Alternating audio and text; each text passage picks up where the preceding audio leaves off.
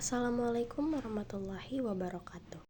Baik teman-teman, di video kali ini saya akan menjelaskan uji hipotesis ANOVA satu arah bersama dengan saya Nazora Amanda. Baik teman-teman, di sini ada contoh soalnya, yaitu efektivitas 3 model pembelajaran, yaitu PBL atau dilambangkan dengan A1, Discovery e-learning yaitu A2, dan Inquiry yaitu A3. Dilihat dari skor prestasi belajar matematika ketiga kelompok yang dibelajarkan dengan model pembelajaran tersebut selama 3 bulan. Lakukan pengujian hipotesis perbedaan rata-rata dengan signifikan 5% dari data dengan data prestasi belajar yang disajikan sebagai berikut. Selanjutnya menentukan hipotesis penelitian. Yang H0-nya, tidak ada perbedaan prestasi belajar matematika antara siswa yang dibelajarkan dengan model pembelajaran PBL, Discovery e-learning, dan Inquiry. Lalu yang H1-nya, ada perbedaan prestasi belajar matematika antar siswa yang dibelajarkan dengan model pembelajaran PBL dan Discovery e-learning.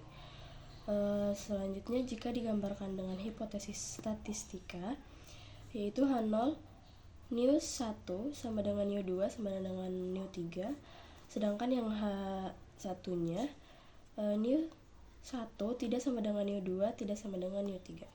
Di sini ada agar mempermudah kita untuk menghitung, di sini dibuatkan tabel penolong. Tadi kan subjeknya ada 10, maka A1 ini tadi PBL juga ada 10. Nah, begitu juga dengan A2 yaitu Discovery e-learning, dan A3 yaitu Inquiry. A1 dikuadratkan ini adalah nilai A1 ini yaitu 90 yang dikuadratkan dan hasilnya adalah 80. Begitu juga yang A2 ini sama juga dikuadratkan dan hasilnya ini. Lanjut,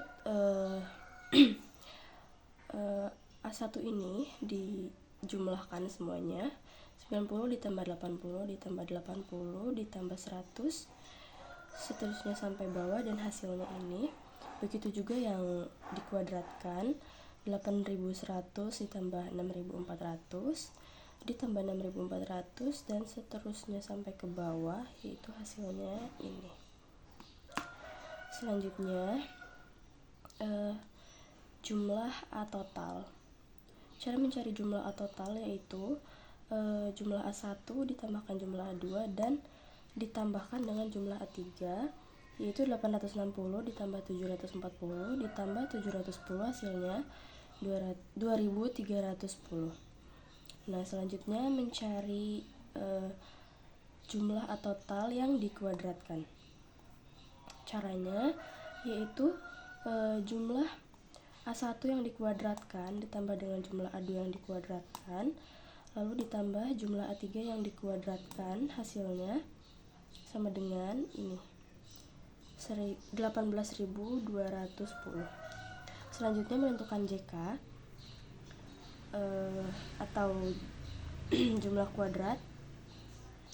Rumusnya JKT sama dengan jumlah AT dikuadratkan dikurang dengan jumlah AT dikuadratkan per NT. NT itu adalah nilai total. Ini jumlah AT yang dikuadratkan itu yang ini 182.100 dikurangi dengan jumlah A total yang dikuadratkan per 30, yaitu ini, dan hasilnya 4.230. Selanjutnya mencari JKA.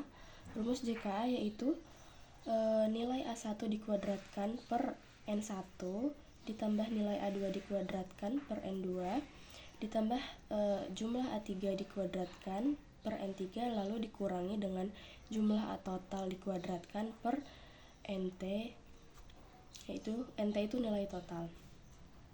Nah, N1 nya itu yang ini tadi. Nah, nilai total ini. Jumlah A1 dikuadratkan tadi kita bisa lihat di sini ya, di tabel pembantu tadi ini. sama dengan 860 dikuadratkan ditambah 740 dikuadratkan per 10, lalu ditambah 710 dikuadratkan per 10, lalu dikurang dengan jumlah total dikuadratkan per 30. Nah, sama dengan 73.960 ditambah 54.760 ditambah 504.100 dikurang 177.870. Nah, hasilnya ini. Selanjutnya yang JKD, rumusnya JKT dikurang dengan JKA sama dengan JKT-nya tadi kita lihat di sini. JKT-nya 4.230 lalu dikurangin dengan JKA, JKA-nya 1.260, hasilnya sama dengan ini. Selanjutnya menentukan derajat kebebasan, yaitu DKT sama dengan NT dikurangi dengan 1. NT tadi nilai total yaitu 30 dikurangi dengan 1, hasilnya sama dengan 29. Lalu yang DKA sama dengan K dikurangi 1. K itu tadi jumlah subjeknya, jumlah mode pembelajarannya ada 3 dikurangi 1 sama dengan 2. Lalu yang DKD sama dengan rumusnya DKT dikurangi dengan DKA. DKT itu ini tadi 29 dan dikurangi dengan DKA yaitu 2, hasilnya 27. Selanjutnya menentukan nilai variansi, yaitu variasi D sama dengan JKD per DKD sama dengan JKD-nya tadi 2970 dikurangi dengan DKD yaitu ini 27, hasilnya sama dengan 110. Selanjutnya variasi A sama dengan JKA per DKA sama dengan JKA-nya tadi ini 1260 per 2. DKA ini tadi DKA, nah hasilnya sama dengan 630. Selanjutnya menentukan F hitung, yaitu FH sama dengan variasi A per variasi D sama dengan variasi A-nya tadi ini 630, lalu variasi D-nya ini tadi 110, hasilnya sama dengan 5,727. Selanjutnya menentukan F tabel, rumusnya FT sama dengan FA DKA, DKD sama dengan F-nya tadi itu 0,05, DKA-nya ini 2 dan DKD-nya ini 27 sama dengan 3,350. Nah, jadi dari mana kita bisa dapat 3,350? Itu dari tabel distribusi F ini. Tabel ini bisa dicari di internet, itu ada banyak. Nah, gimana cara kita untuk nentuin nilai 3,350 itu tadi? Itu karena F-nya tadi kan 0,05, DKA-nya 2 dan DKD-nya 27. Nah, 2 ini diluruskan dengan 27, maka ketemunya adalah 3,35. Kenapa hasilnya 3,350? Itu karena menyamakan hasil yang F hitung tadi itu ngambil 3 angka di belakang koma. Baik teman-teman, selanjutnya di sini saya akan melanjut ke SPSS. Yang pertama kita ke menu variable view. Lalu karena ini variabel terikat, maka di sini kita isi prestasi belajar. Lanjut, desimalnya kita ganti ke 0.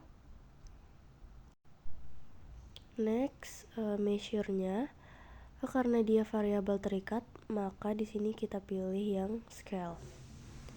Lanjut yang faktor, yaitu mode pembelajaran.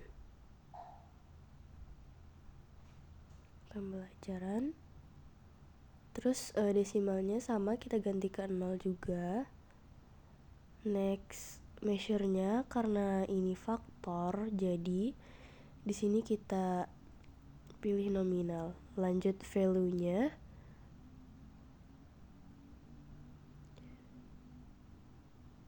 Klik plus. Nah, yang pertama ini PBL. Terus yang kedua Discovery Learning. And then yang ketiga itu Inquiry. Lalu kita klik OK. Dan kita lakuin yang sama kayak tadi.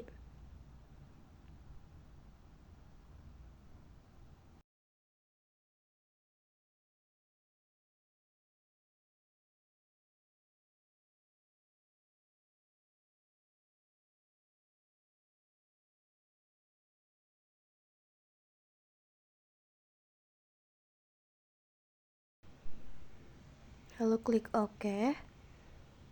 Terus kita back ke data view. Nah, lanjut sekarang kita bisa langsung masukin aja datanya di sini. Nah, yang pertama itu mode pembelajaran PBL itu kan ada 10 jumlahnya, maka di sini kita tulis sampai 10.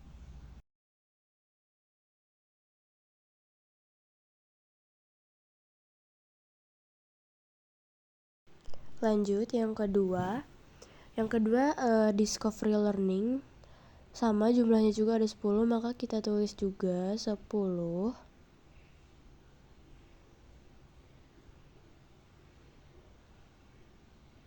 Lanjut sekarang yang ketiga, Inquiry-nya juga ada 10, maka kita tulis juga 10 sampai nomor 30. Oke, lanjut. Di sini kita mau masukin data model pembelajarannya. Untuk mempermudah, saya bakalan copy aja dari Excel. Ini untuk mempermudah biar nggak ribet. Sorry kepanjangan. Nah, kita copy. Lalu kita paste di sini. Ya. Paste. Oke. Selesai datanya dipindahkan, selanjutnya kita ke menu Analyze. Lalu pilih Complete Means and Proportion dan pilih One Way ANOVA. Nah, di sini prestasi belajar ini kita pindahin ke Dependent List dan mode pembelajaran kita pindahin ke faktor. Lalu option, karena kita mau cari homogeneity atau kesamaannya, maka kita klik, dan deskriptifnya kita klik juga, lalu continue dan klik OK. Nah, maka di sini keluar tabelnya. Setelah muncul tabel deskriptif homogen dan ANOVA ini. Nah, di tabel deskriptif itu ada nilai rata-rata dari mode pembelajaran PBL, Discovery Learning, dan Inquiry. Dan ada minimum dan maksimum di setiap mode pembelajaran. Di tabel Test of Homogeneity of Variance ini dilakukan karena jika sampel tidak mempunyai varian yang sama, maka kita tidak bisa menggunakan mode pembelajaran ANOVA satu arah. Oleh karena itu, dari mana kita bisa tahu kalau homogen ini sama? Apabila nilai sigma lebih besar dari 0,05, maka dikatakan tidak ada perbedaan nilai varian atau sama.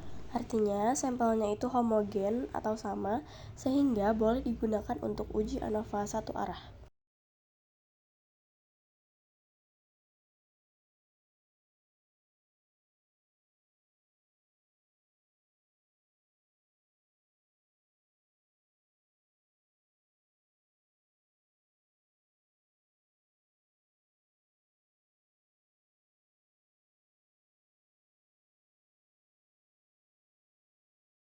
Selanjutnya di tabel ANOVA, jadi 5,727 adalah F-hitung. Jadi sama yang dicari dengan cara manual tadi.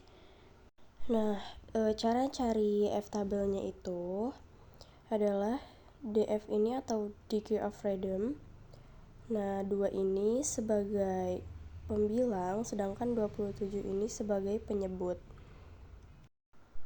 Nah, sehingga dalam mencari F-tabel itu sama seperti yang tadi kita cari menggunakan cara manual, yaitu menggunakan tabel distribusi F. Nah, di sini ada tabel distribusi F. Maka 2 itu diluruskan dengan 27, maka akan ketemu hasilnya adalah 3,35. Maka F hitung lebih besar daripada F tabel. Artinya H0 ditolak.